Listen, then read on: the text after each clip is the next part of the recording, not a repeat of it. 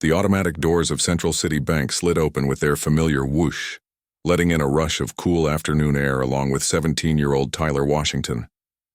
He paused for just a moment, adjusting the strap of his worn backpack and taking in the polished marble floors and high ceilings that always made him feel slightly out of place.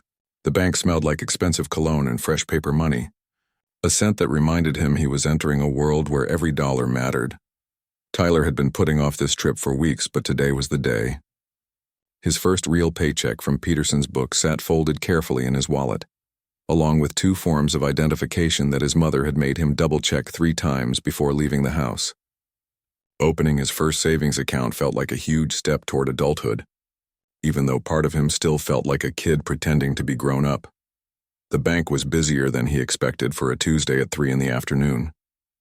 A steady stream of customers moved between the teller windows and the customer service desks, their voices creating a low hum of conversation, mixed with the occasional beep of machines and the soft clicking of keyboards. Tyler counted at least 15 people ahead of him in various lines, which meant he'd have plenty of time to rehearse what he planned to say. He pulled out his phone to double-check the account requirements he'd researched online the night before. Minimum deposit of $50 check, 2 forms of ID check, proof of address which his mother had printed out from their utility bill check.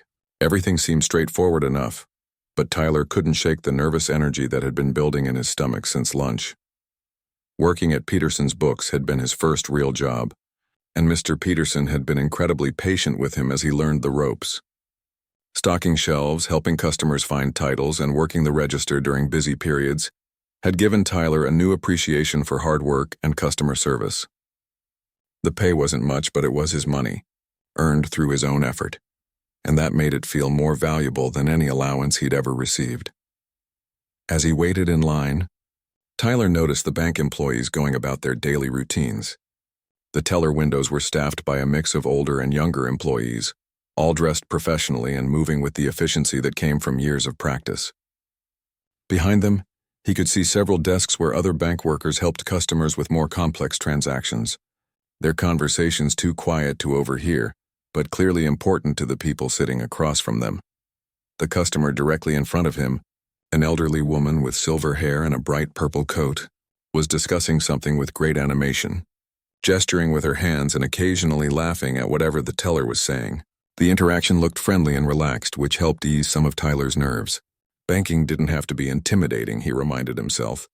These were just people doing their jobs, helping other people manage their money. Tyler's phone buzzed with a text from his mother asking how things were going. She had offered to come with him, but he'd insisted on handling this milestone on his own. At 17, he was trying to prove to himself and his family that he could handle adult responsibilities without constant supervision. Still, knowing she was thinking about him made him smile and stand a little straighter in line. The line moved forward slowly but steadily. Tyler watched each customer ahead of him complete their transactions, noting how the interactions seemed to follow similar patterns. Greeting, identification check, explanation of what they needed, some paperwork or computer work, and then completion with a smile and a thank you. It all looked very routine and professional. He used the waiting time to organize his documents one more time, making sure everything was easily accessible when his turn came. His paycheck was still crisp and new-looking, with the Peterson's Books logo clearly visible in the corner. His driver's license, though still relatively new itself, had a decent photo that actually looked like him. His Social Security card, carefully protected in a plastic sleeve, completed his identification trio. The nervousness in his stomach began to transform into excitement as the line shortened. This was really happening. He was about to open his first bank account, take his first real step toward financial independence.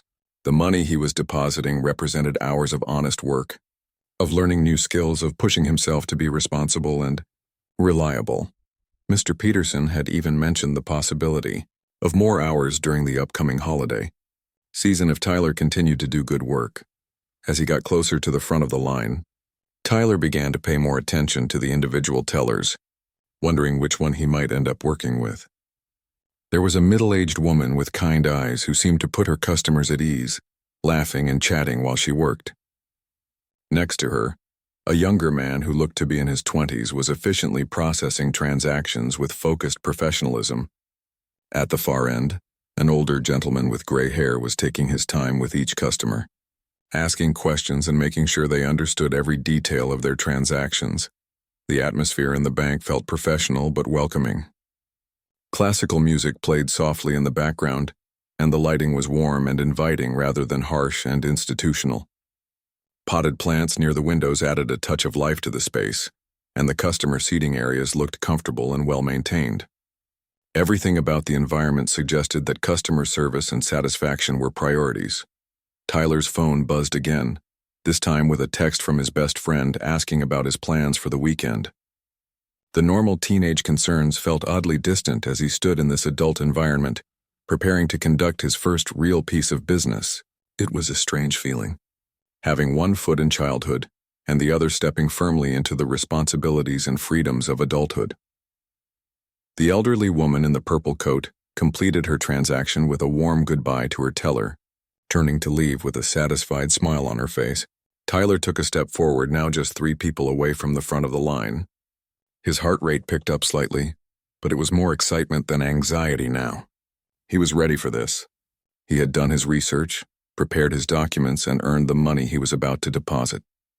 This was his moment to prove to himself that he could handle adult responsibilities with confidence and maturity. The bank continued its steady rhythm around him, a hub of financial activity that represented security and growth for countless customers every day. Soon Tyler would be one of those customers, a young man taking his first steps toward building his own financial future. The thought filled him with a sense of pride and accomplishment that made the wait worthwhile. Tyler stepped forward as the next available teller called out, "Next customer." "Please."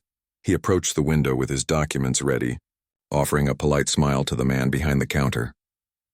The nameplate read David Rodriguez, Assistant Manager, and Tyler felt a small boost of confidence knowing he was working with someone in a management position who could hopefully help him get everything set up properly. David looked up from his computer screen with an expression that seemed less welcoming than Tyler had expected. Instead of returning his smile, the assistant manager's eyes immediately swept over Tyler's appearance, taking in his casual jeans, sneakers, and the hoodie he'd thrown on that morning. The assessment felt clinical and cold, nothing like the warm interactions Tyler had observed between other customers and tellers while waiting in line. "What do you need?" David asked, his tone flat and businesslike. He didn't offer any of the pleasantries Tyler had heard him exchange with previous customers. No "good afternoon" or "how can I help you today?" Just a direct, almost impatient question that immediately put Tyler on edge. Tyler cleared his throat and tried to maintain his friendly demeanor despite the chilly reception. "Hi, I'd like to open a savings account, please. I have my first paycheck here that I'd like to deposit." He placed his carefully organized documents on the counter, including his paycheck from Peterson's books. David's reaction was immediate and unsettling. He picked up the paycheck with 2 fingers as if it might be contaminated, and held it up to the fluorescent light above his workstation. His eyebrows furrowed as he examined it, turning it over and studying both sides with exaggerated scrutiny. "This looks suspicious," David announced, loud enough for nearby customers to hear. "The paper quality seems off. Where exactly did you get this?" Tyler felt his cheeks flush with embarrassment and confusion. "I got it from my job at Peterson's Books. I work there part-time after school and on weekends. Mr. Peterson gave it to me yesterday when I finished my shift." David's expression remained skeptical.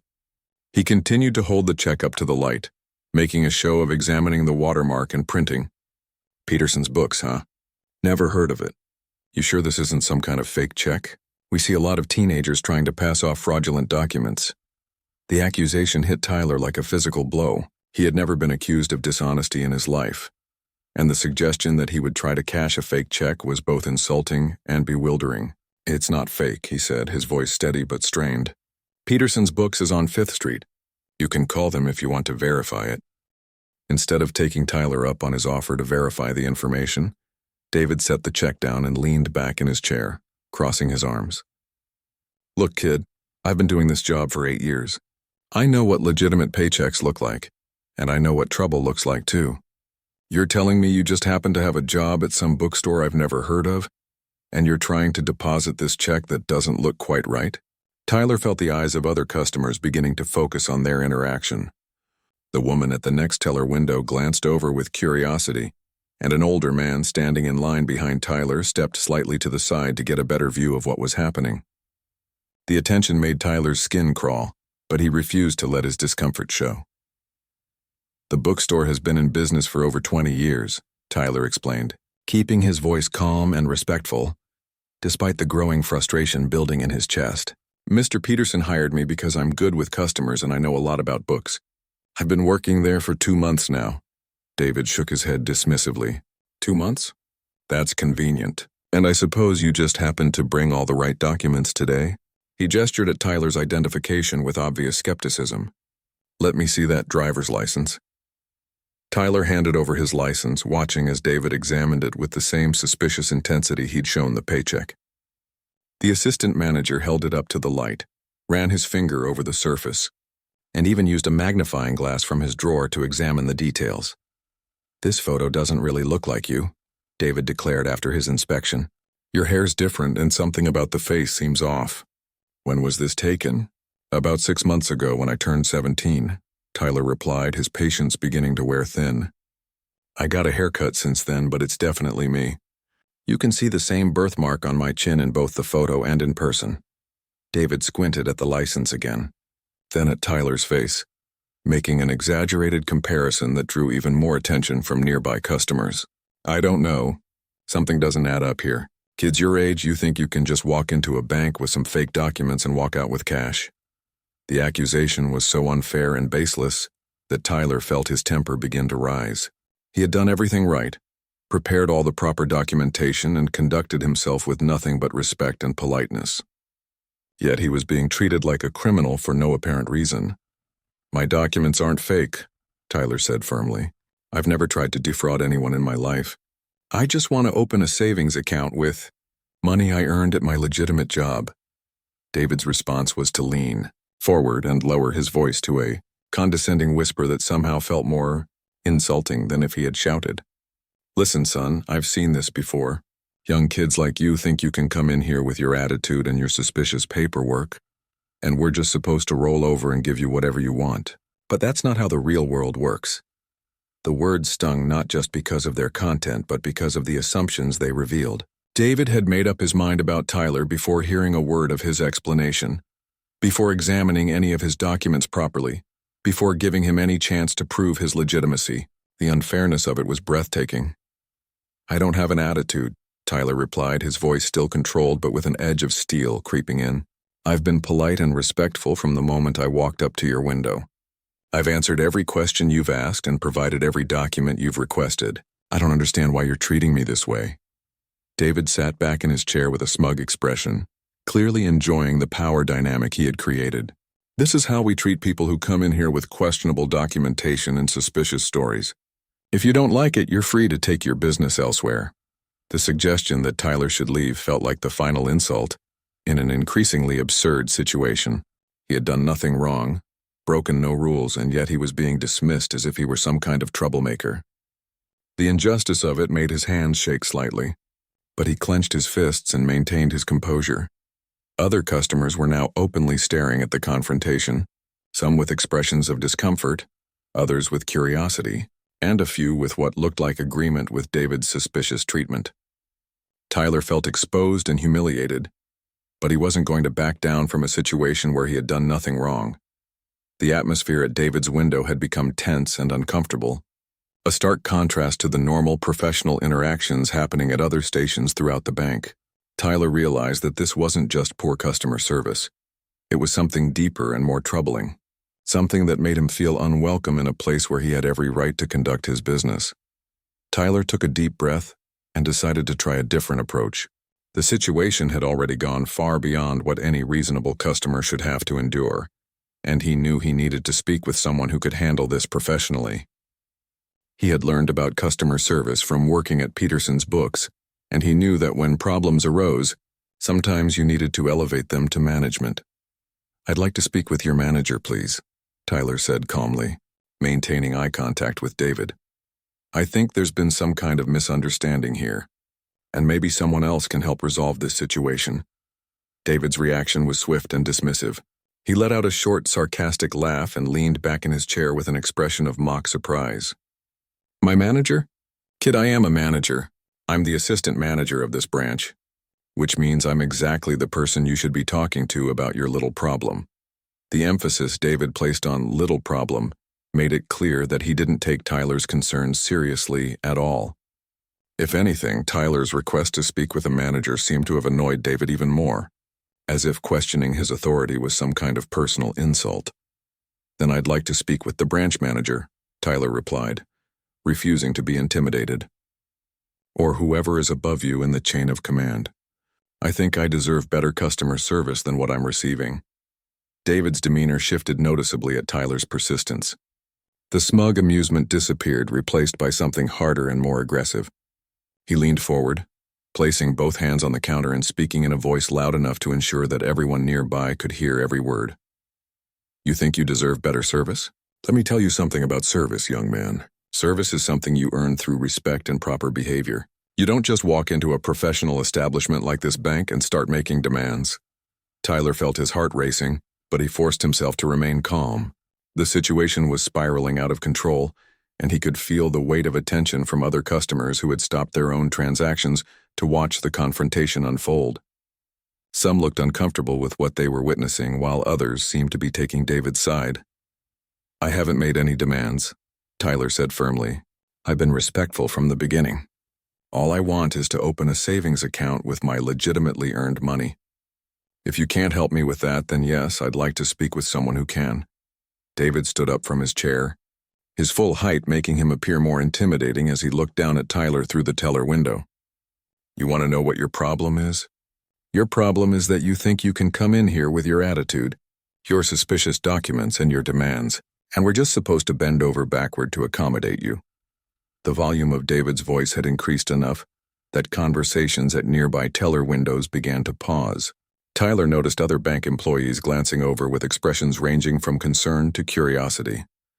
A security guard near the entrance had also begun paying attention to the commotion, though he remained at his post for the moment.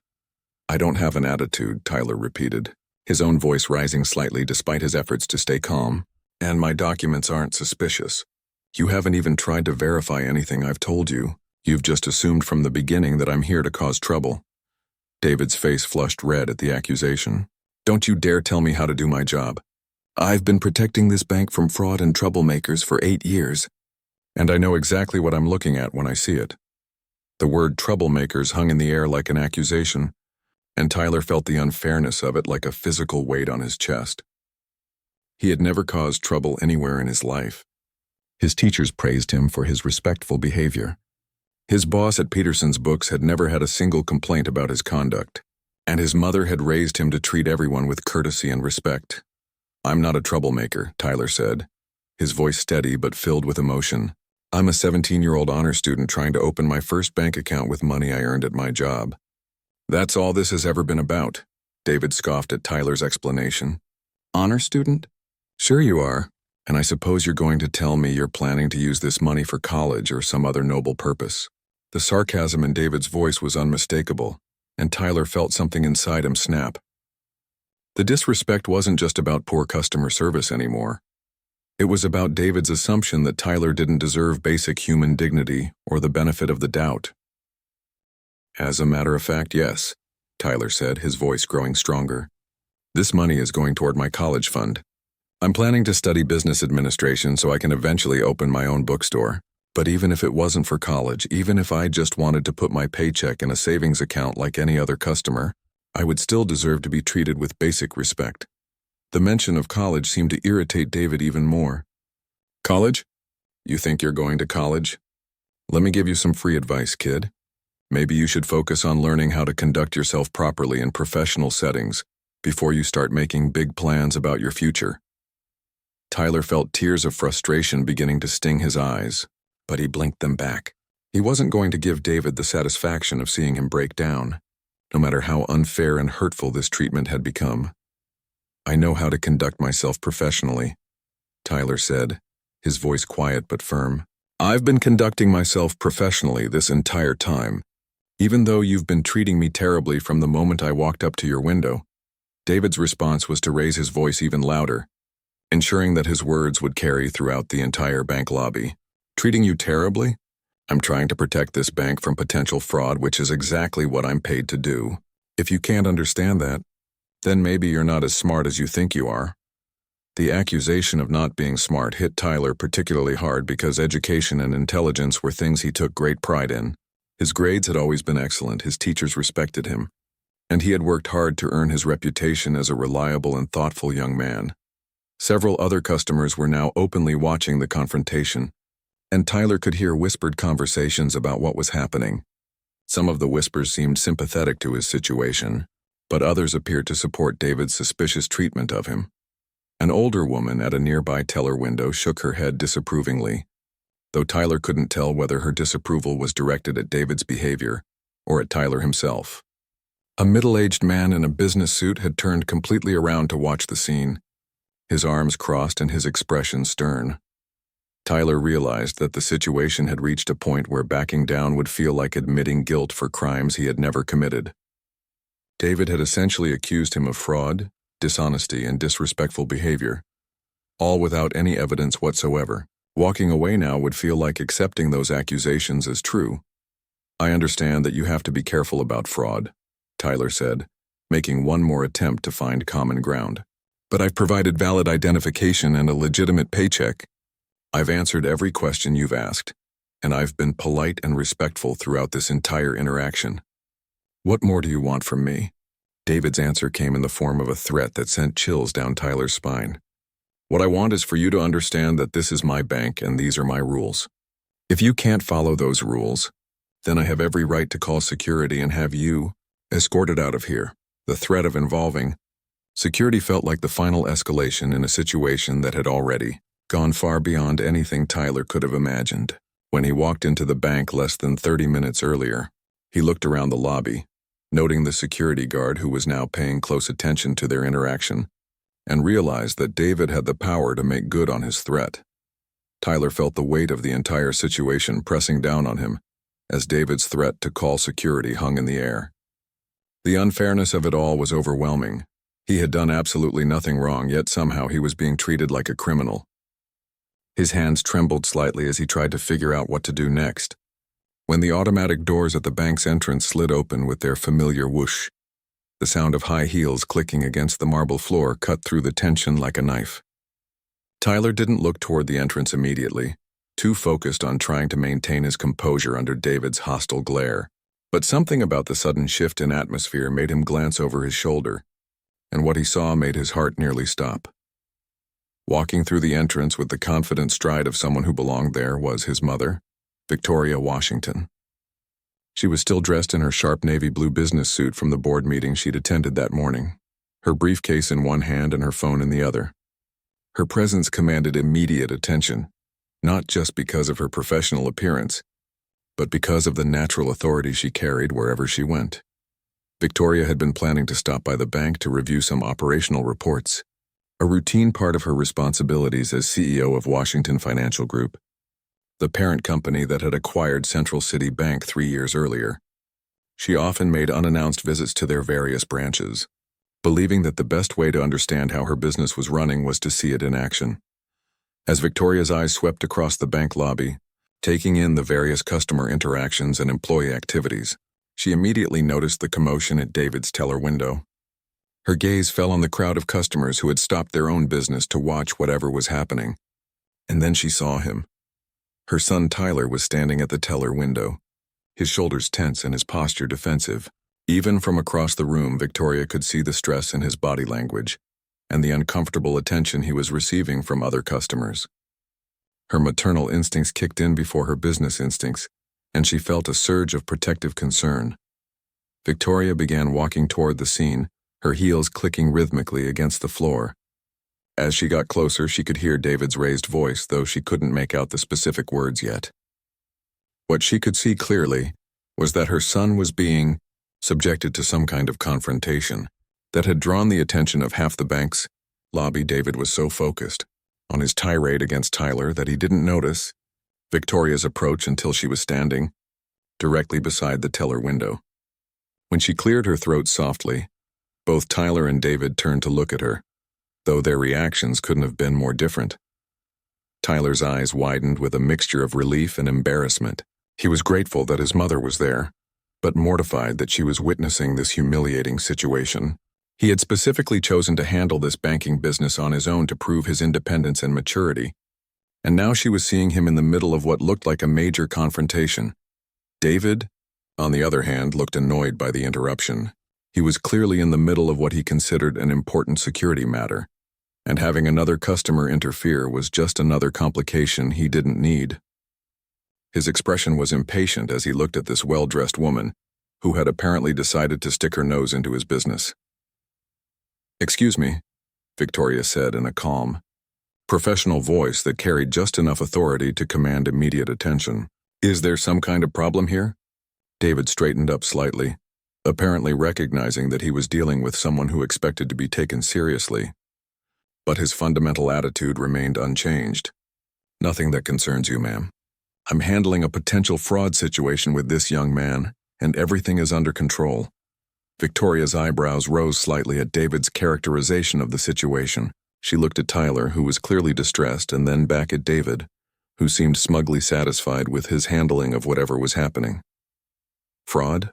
Victoria repeated, her voice carefully neutral but with an undertone that suggested she was not someone to be dismissed lightly. "That seems like a serious accusation. What exactly has this young man done that constitutes fraud?"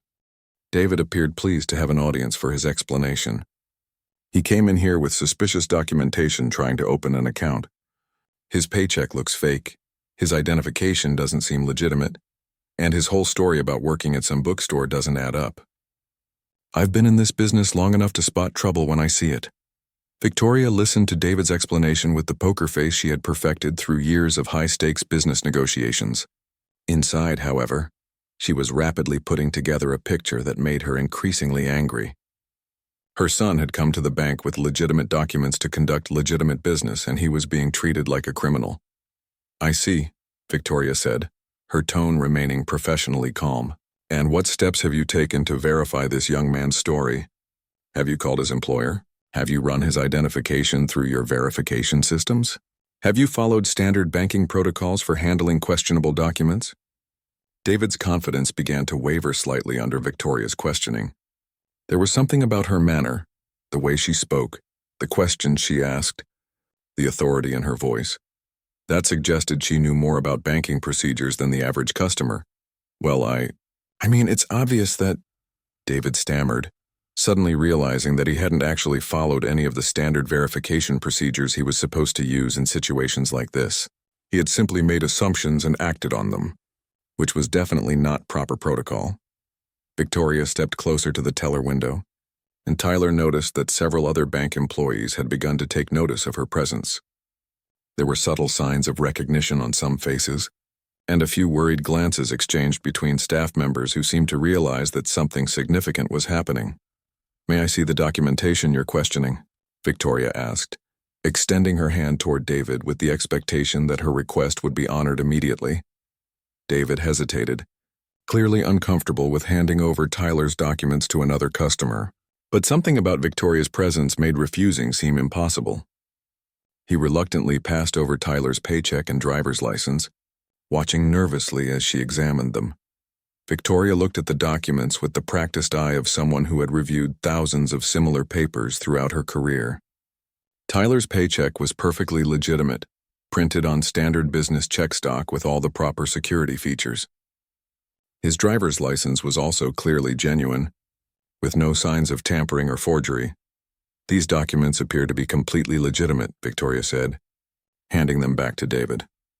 "The paycheck has all the appropriate security features, and the identification matches the person standing in front of you. I'm curious about why you thought they were suspicious." David's face was beginning to flush red, though whether from anger or embarrassment was difficult to tell. "Look, lady, I appreciate your concern, but this really isn't your business. I'm trained to spot fraudulent documents, and something about this situation doesn't feel right." Victoria's expression remained calm, but Tyler could see a dangerous glint in her eyes that he recognized from the rare occasions when his mother was truly angry. "Actually," she said in a voice that was quiet but somehow filled the entire space around them. "This is very much my business." The moment hung in the air as Victoria reached into her briefcase and pulled out her business card holder. She extracted a single card and placed it on the counter in front of David with deliberate precision. "My name is Victoria Washington," she said, her voice carrying across the lobby with unmistakable authority. "I'm the CEO of Washington Financial Group, which owns this bank." The color drained from David's face so quickly that Tyler thought he might actually faint. Around them, the bank lobby fell into complete silence as other employees and customers realized what was happening. The woman who had been questioning David's handling of a customer complaint wasn't just any customer. She was the ultimate boss of everyone in the building. The silence that followed, Victoria's revelation seemed to stretch on forever. David stared at the business card as if it might burst into flames, his face cycling through various shades of pale as the full magnitude of the situation sank in.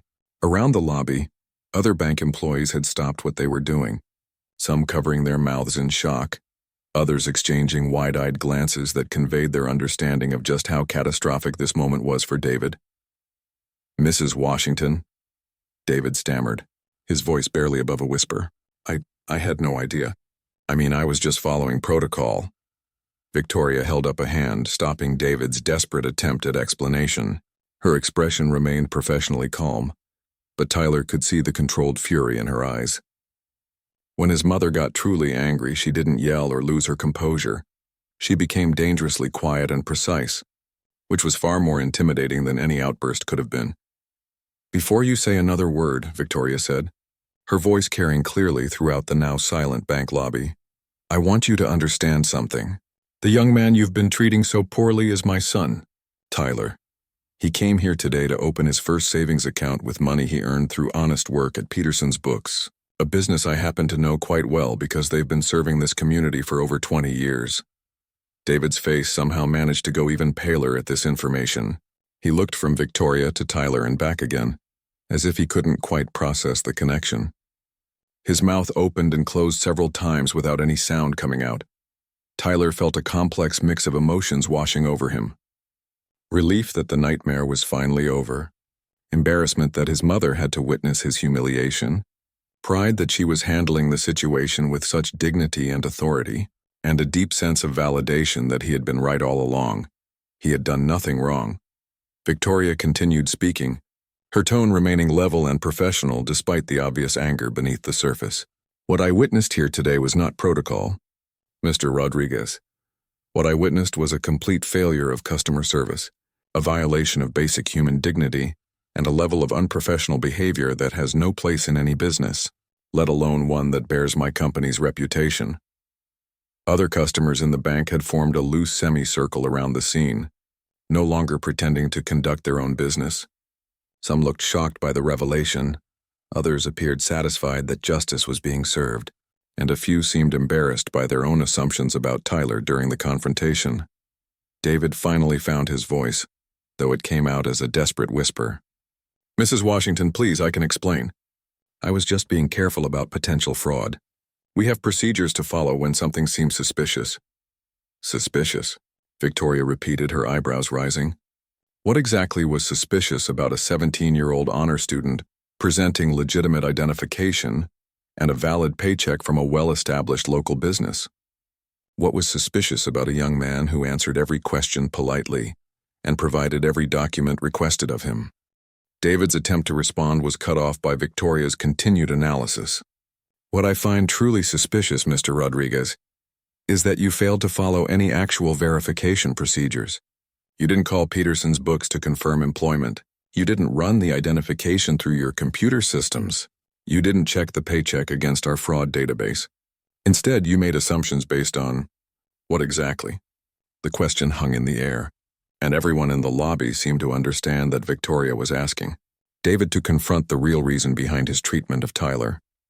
The silence stretched on as David struggled to find an answer that wouldn't make the situation worse for himself. Tyler watched his mother handle the situation with a level of professional skill that made him proud to be her son. She wasn't screaming or making threats. She was simply holding David accountable for his actions and forcing him to examine his own behavior. "I think," Victoria continued when it became clear that David had no acceptable answer. We need to discuss what real customer service looks like in this organization. Tyler, would you please allow me to help you complete your banking transaction properly? Tyler nodded, still somewhat overwhelmed by everything that had happened.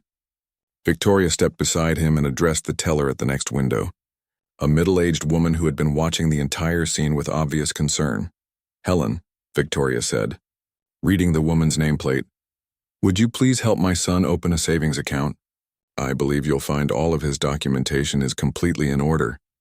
Helen practically leaped from her chair to assist them. Of course, Mrs. Washington. It would be my pleasure to help Tyler with his account. Her demeanor was professional but warm, exactly what Tyler had expected when he first entered the bank. As Helen efficiently processed Tyler's paperwork, Victoria turned back to David, who was still standing frozen behind his teller window. Mr. Rodriguez, please arrange to meet with me in the manager's office in 5 minutes. We have quite a bit to discuss about proper customer service procedures and the values that this organization represents. David nodded mutely, his career flashing before his eyes as he contemplated the conversation he was about to have with the CEO of his company. He had gone from thinking he was protecting the bank from fraud to realizing he had humiliated the boss's son in front of a lobby full of witnesses. Tyler's account opening proceeded smoothly and professionally with Helen's assistance. She explained each step of the process, answered his questions patiently, and treated him with exactly the respect and courtesy that every customer deserved. The contrast with David's behavior was stark and unmistakable. As they completed the paperwork, Victoria spoke quietly to Tyler. I'm proud of how you handled yourself today. You remained respectful and dignified even when you were being treated unfairly. That shows real maturity and character. Tyler felt a surge of pride at his mother's words. Despite the humiliation of the situation, he had proven to himself and to everyone watching that he could stand up for himself while maintaining his principles and dignity. When the account was finally opened and Tyler's first deposit was complete, Victoria addressed the gathered crowd of customers and employees. I want everyone here to understand that what happened today is not representative of the values of Washington Financial Group or Central City Bank. Every customer who walks through these doors deserves to be treated with respect, dignity, and professional courtesy, regardless of their age, appearance, or any other factor. She paused, making eye contact with various people around the lobby. We will be implementing additional customer service training for all staff members, and we will be reviewing our procedures to ensure that situations like this never happen again. The crowd began to disperse as normal banking operations slowly resumed. Several customers approached Tyler to offer words of support, and one elderly gentleman shook his hand and told him he had handled himself admirably throughout the ordeal. As Victoria prepared to have her conversation with David, she put her hand on Tyler's shoulder. Why don't you head home? I'll be there in a couple of hours and we can talk about everything that happened today. Tyler nodded, gathering his new bank documents and his receipt showing his successful deposit. As he walked toward the exit, he reflected on everything he had learned. He had discovered that standing up for yourself was sometimes necessary, that dignity could be maintained even in difficult circumstances, and that sometimes justice did prevail. The automatic doors slid open as Tyler approached them, and he stepped out into the afternoon sunlight with his head held high. Behind him, the bank returned to its normal operations, but with a renewed understanding of what proper customer service truly meant. Tyler's first banking experience hadn't gone as planned, but it had taught him valuable lessons about respect, perseverance, and the importance of treating all people with dignity, lessons that would serve him well throughout his life.